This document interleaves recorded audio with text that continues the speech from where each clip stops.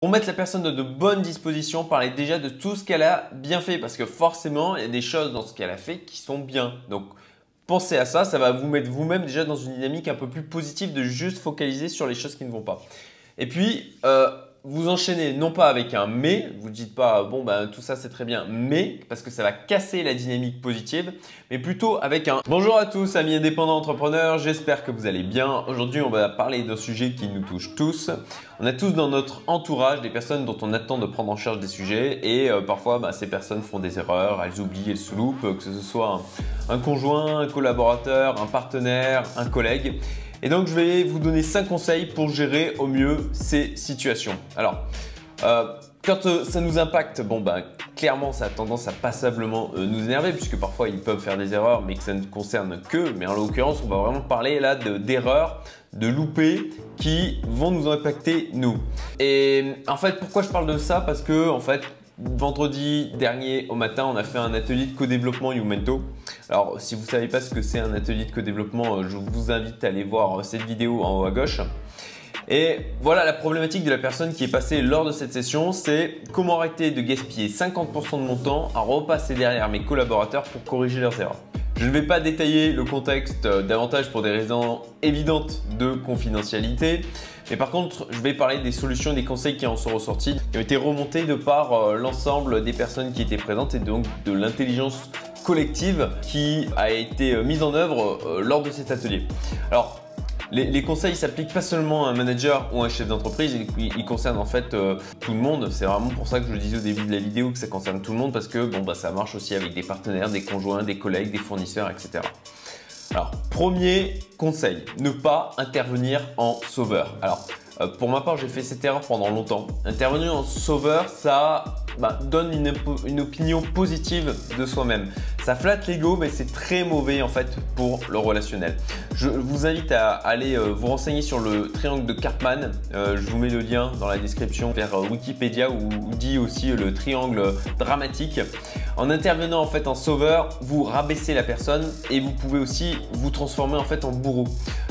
Vous pouvez sortir des phrases du type non mais c'est quand même pas possible de pas arriver à faire ça ou non mais quand même c'est la base de penser à ça. Ce genre de petites phrases assassines où la personne va du coup tout de suite se fermer par rapport à ce que vous allez pouvoir lui dire. Et vous allez potentiellement vous mettre vous-même en victime en allant vous confier à quelqu'un d'autre pour lui dire des choses comme non mais j'en ai marre, je suis toujours en train de devoir repasser derrière, il, elle n'est pas capable de faire ça correctement. Donc si vous avez quelqu'un qui fait une erreur, surtout ne la corrigez pas à sa place. De la même manière, s'il oublie de faire quelque chose, ne le faites pas à sa place non plus. En fait, c'est à mon sens, un peu comme un enfant qu'on éduque. Alors oui, je sais, ça peut paraître condescendant, mais il ne faut pas se surestimer non plus. Les adultes, ils ont juste des schémas mentaux qui restent les mêmes, un peu plus évolués que des enfants, mais qui restent les mêmes quand même. Et comme les enfants, on va aller vers la facilité. Si on prend l'habitude de ne pas réparer nos propres erreurs, et qu'on échappe aux conséquences en fait, alors on ne donne pas l'opportunité à notre cerveau de réparer son erreur, de combler son manquement et de s'en rappeler tout simplement. Conseil numéro 2, ne pas l'accabler. Alors je sais que ce n'est pas facile à faire, il faut prendre sur soi et se retenir de pointer tout ce qui ne va pas. Pour mettre la personne dans de bonnes dispositions, parlez déjà de tout ce qu'elle a bien fait parce que forcément il y a des choses dans ce qu'elle a fait qui sont bien. Donc pensez à ça, ça va vous mettre vous-même déjà dans une dynamique un peu plus positive de juste focaliser sur les choses qui ne vont pas. Et puis, vous enchaînez non pas avec un mais, vous ne dites pas bon tout ça c'est très bien, mais parce que ça va casser la dynamique positive, mais plutôt avec un et la prochaine fois, ça sera encore mieux si tu fais ça ou ça. Alors, si vous commencez directement par la critique, cela va produire une réaction automatique de rejet. C'est normal, c'est humain, je pense que ça vous arrive à tous. Quand il y a quelqu'un qui vient tout de suite vous critiquer sur quelque chose, même si c'est justifié, vous allez vous mettre en mode protection. Et pour l'encourager en soulignant, en fait, il faut souligner tout ce qui va bien. ça va la pousser à s'améliorer et effectivement à faire mieux la prochaine fois. Et ça, c'est pas quelque chose que je dis moi, c'est Dale Carnegie, l'auteur du grand classique. Alors je sais, le titre est épouvantable, hein, Comment se faire des amis, en tout cas la traduction en français. Néanmoins, c'est un must-have en termes de bouquin. C'est vraiment un truc que vous devez absolument lire pour améliorer votre communication avec autrui. Si tu es encore là, c'est que tu apprécies cette vidéo. Donc pour me remercier, partage-la et si tu veux être tenu au courant des prochaines, abonne-toi. Merci. Conseil numéro 3, mettre en place des procédures. Ça, c'est essentiel. Comme on dit, les paroles s'envolent, les écrits restent. Là, je vous renvoie à l'excellent livre de Chet Holmes, The Ultimate Sales Machine. Vous avez le lien en description aussi de cette vidéo. Il faut créer des procédures pour tout. Même si vous avez une petite entreprise, en fait, ce que dit Chet Holmes, c'est qu'il faut la penser comme une multinationale en termes d'organisation. Et pour ça, vous devez vous créer une base documentaire avec toutes vos procédures et la faire évoluer au fur et à mesure. Conseil numéro 4, responsabiliser la personne. Ce conseil vient enrichir les précédents. Il faut que vos collaborateurs supportent les conséquences de leurs actes. Sinon, vous mettez le doigt dans l'œil si vous croyez qu'ils feront des efforts juste pour vos beaux yeux. Sur les procédures, il faut impérativement les impliquer. Il faut que ce soit eux qui définissent les procédures et les enrichissent. Parce que même chose, si l'objectif, c'est souvent quand même de s'économiser du temps et de pouvoir se concentrer sur des choses où on a plus de valeur ajoutée, il ne faut pas que ce soyez vous qui vous mettiez à rédiger ces procédures. En leur demandant de les rédiger, vous allez tout simplement faire appel à leur cohérence. S'ils ont écrit des choses en disant qu'il faut faire ça, ils auront tout simplement plus de facilité à les appliquer. Alors bien sûr, il faut que ce soit quand même sous votre supervision, celle de la responsable bien entendu. Il ne faut pas que ce soit forcément vous qui repassiez tout en revue. Conseil numéro 5, savoir reconnaître qu'on s'est trompé. Parce que malgré tous nos efforts, parfois ça ne marche pas.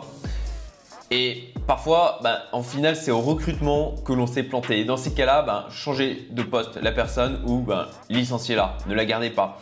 Oui, je vous dis bien licenciez-la parce que garder quelqu'un qui ne fait pas l'affaire, le coût en désorganisation interne sur votre propre temps, et ça c'est vraiment le plus important, le coût d'opportunité surtout au final est énorme. Donc, revoyez vos procédures de recrutement, comprenez là où vous êtes trompé.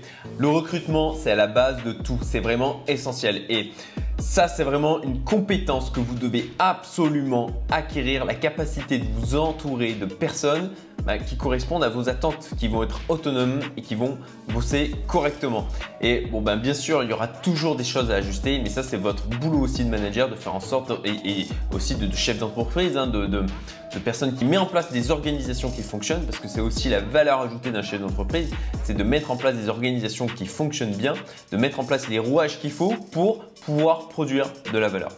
Et pour finir, parce qu'on vit des moments qui ne sont pas forcément simples en ce moment, une petite blague pour vous donner le sourire avec une morale associée au monde de l'entreprise. Au volant de sa 2 chevaux, un prêtre raccompagne une nonne au couvent. Le prêtre ne peut s'empêcher de regarder ses superbes jambes croisées. Il pose subitement la main droite sur la cuisse de la nonne. Elle le regarde et lui dit « Mon père, vous souvenez-vous du psaume 129 ?» Penaud, le prêtre retire sa main et se confond en excuses.